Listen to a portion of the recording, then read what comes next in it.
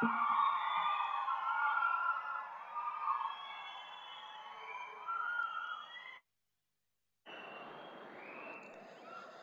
నమస్కారం అండి.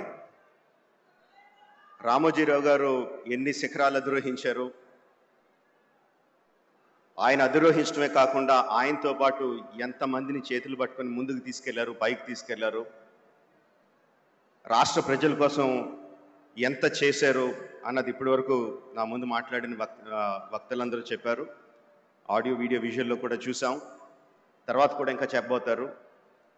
అంతకన్నా నేను ఎక్కువ చెప్పగలను అనుకోవట్లేదండి, అంత సాహసం చేయట్లేదు. ఒకటే అడుగుతున్నా అండి, అంత చేసిన రామోజీరావు గారికి మనం తిరిగి ఏం చేయగలం? 100% అండి.